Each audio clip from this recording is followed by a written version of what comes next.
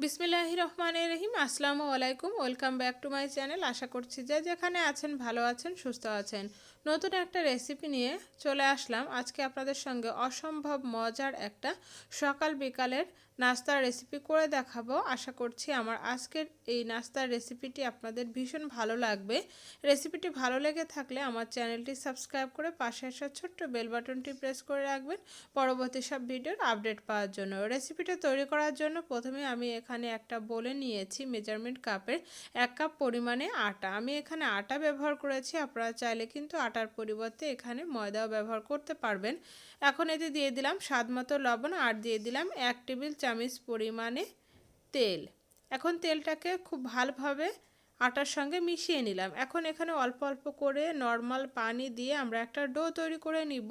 আমি এখানে পানিটা অল্প অল্প করে দিয়েছি।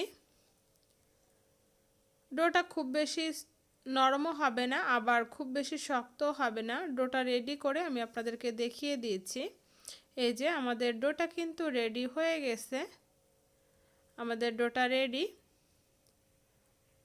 এখন এই ডোটাকে আমি রেস্টে রেখে দিব। তার আগে আমি এখানে ডোটার উপরে সামান্য পরিমাণে তেল দিয়ে দিব। তেলটা আমি ডোটা চারিদিকে লাগিয়ে এটাকে আমি রেস্টে রেখে দিচ্ছি একটা পাশে।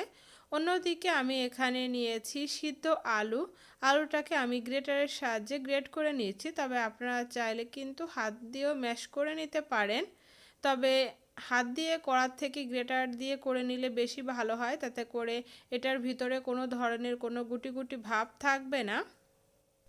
আমি এখানে 2টি আলু গ্রেট করে নিয়েছি। তারপরে এখানে আমি দিয়ে দিলাম পেঁয়াজ কুচি। আমি এখানে বড় সাইজের একটা পেঁয়াজ নিয়েছি আর দিয়ে দিলাম 3-4টার মতো কাঁচামরিচ কুচি। তারপরে এখানে আমি দিয়ে দিচ্ছি স্বাদ মতো লবণ। আর এখানে আমি নিয়ে নিব 2টা শুকনা মরিচ। আমি এখানে শুকনা মরিচ ব্যবহার করছি, তবে আপনারা চাইলে শুধুমাত্র কাঁচামরিচ দিয়েও এই রেসিপিটা করে নিতে পারবেন। তারপর এখানে আমি দিয়ে দিলাম 1/2 চা চামচ পরিমাণে ভাজা জিরার গুঁড়া আর দিয়ে দিলাম সামান্য পরিমাণে হলুদের গুঁড়া। এখন খুব ভালোভাবে ডলে ডলে শুকনো মরিচটাকে গুঁড়া করে সমস্ত উপকরণগুলোকে একসঙ্গে হাত দিয়ে মিশিয়ে নিচ্ছি। খুব ভালোভাবে পেঁয়াজ মরিচ একসঙ্গে মিক্স করা হয়ে গেলে এখন আমি আলুর সঙ্গে খুব ভালোভাবে মিশিয়ে নিব।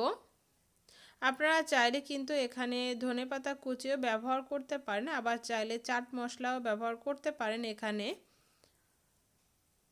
সব কিছুকে একসঙ্গে খুব ভালোভাবে মিশিয়ে নিলাম। এই যে মিক্স করা হয়ে গেছে। এখন এটাকে আমি একটা পাশে রেখে দিয়েছি।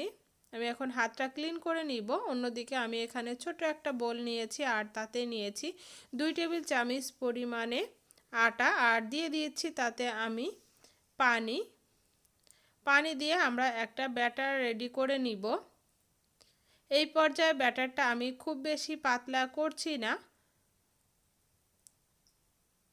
পরবর্তীতে আমরা এটাকে আরও বেশি পাতলা করে নিব। এই পর্যায়ে আমি এভাবে করে একটা পাশে এটাকে রেখে দিয়েছি।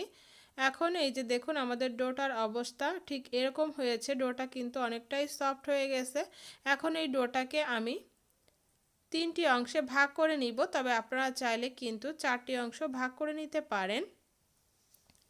এখন এখান থেকে একটা অংশ আমি নিয়ে নিলাম, হাতের সাহায্যে গোল করে আমি এখানে কিছুটা আটা ছিটিয়ে দিলাম। তারপর এটাকে আমি রুটির মতো করে বেলে নিব। এই রুটিটা খুব বেশি পাতলাও হবে না, আবার খুব বেশি মোটাও হবে না। এই যে দেখুন আমি কিন্তু রুটিটা বেলে নিয়েছি। আমাদের রুটিটা কিন্তু রেডি হয়ে গেছে। আমি একটু দেখিয়ে দিচ্ছি এটাকে তুলে। এই যে দেখুন এটা ঠিক এমন হবে, খুব বেশি পাতলাও না, আবার খুব বেশি মোটাও না। এখন আমরা আলু যে পুরটা রেডি করেছি সেই পুরটা এখানে দিয়ে দিব। পুরের পরিমাণটা হচ্ছে আপনাদের নিজেদের পছন্দ মতো, আপনারা কম বেশি করে পুরটা দিয়ে দিতে পারবেন। এখানে আমি দিয়ে দিব আমরা আটার যে মিশ্রণটা রেডি করেছিলাম সেই মিশ্রণ থেকে এখানে কিছুটা লাগিয়ে দিব, আর এটা এখানে আঠার কাজ করবে। আমরা যখন নাস্তাটা তেলে ভেজে নিব তখন এটা খুলে আসবে না। এখন হাত দিয়ে এভাবে করে চেপে চেপে আমরা খুব ভালোভাবে এটাকে ফোল্ড করে নিব এভাবে। এই যে এখন আমরা একইভাবে আবার এখানে কিছুটা আটার মিশ্রণ দিয়ে দিব। তারপর এটাকে আবারও খুব ভালোভাবে এভাবে করে গড়িয়ে নিব। এখন দু হাতের সাহায্যে এভাবে করে, দু হাতের তালুর সাহায্যে আমি এভাবে করে এটাকে একটু লম্বা করে নিচ্ছি। এখন আমরা এভাবে করে এটাকে কেটে নিব। প্রথমেই আমি সাইড থেকে এটাকে কেটে ফেলে দিব, বা এটাকে কেটে ফেলে দিব বলতে এটাকে আলাদা করে রাখবো। আর এখানে নাস্তাটা আপনি যে শেপের করতে চান, যতটা বড় করতে চান তার উপর নির্ভর করে এভাবে করে কেটে নেবেন। তো আমি একটু ছোট ছোট করেই কেটে নিলাম। এই যে দেখুন আমাদের একটা নাস্তা কিন্তু রেডি হয়ে গেছে। এই যে এখানে কয়েকটাই রেডি হয়ে গেছে, আর এই অবশিষ্ট অংশটা আমি পাশে রেখে দিয়েছি, পরবর্তীতে আবারও রেডি করে নিব। এভাবে করে আমি সবগুলো তৈরি করে নিয়েছি। আর আমরা যে আটার মিশ্রণটা করেছিলাম সেটাকে আমি পানি দিয়ে আরও কিছুটা পাতলা করে নিয়েছি। তারপর এখানে আমরা যে নাস্তাটা রেডি করেছিলাম সেই নাস্তাগুলোকে এখানে আমি এই আটার মিশ্রণে ছেড়ে দিচ্ছি। তারপর এটাকে এভাবে করে এই মিশ্রণে ডুবিয়ে আমরা এটাকে তুলে এভাবে করে আমরা এটাকে একটু কাত করে তুলে নিব, যাতে করে আটার মিশ্রণটা তেলের ভিতরে না যায়। এই যে এখন আমরা তেলে ছেড়ে দিব। তেলটা খুব ভালোভাবে গরম করে নেবেন। একে একে এখানে আমি সবগুলাই দিয়ে দিব।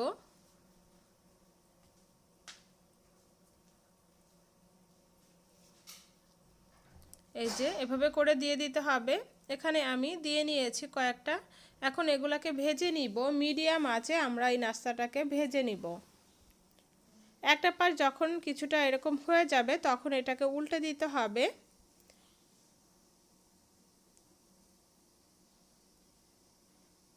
এভাবে করে উল্টে পাল্টে খুব সুন্দর কালার আসা পর্যন্ত এটাকে ভেজে নিতে হবে।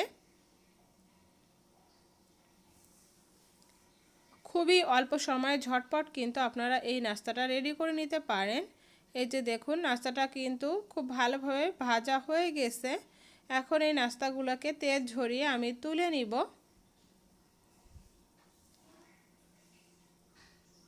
এই যে দেখুন কতটা সুন্দর হয়েছে। এটা দেখতে যতটা সুন্দর, খেতেও কিন্তু ভীষণই মজা।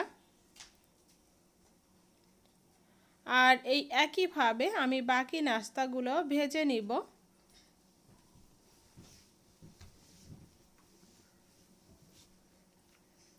আশা করছি আমার আজকের এই সহজ নাস্তার রেসিপিটি আপনাদের ভালো লেগেছে। আমার রেসিপিটি যদি আপনাদের ভালো লেগে থাকে তাহলে একটা লাইক দিয়ে আমাকে উৎসাহিত করবেন। চাইলে রেসিপিটা কিন্তু আপনারা ফ্রেন্ড এবং ফ্যামিলির সঙ্গে শেয়ার করতে পারেন।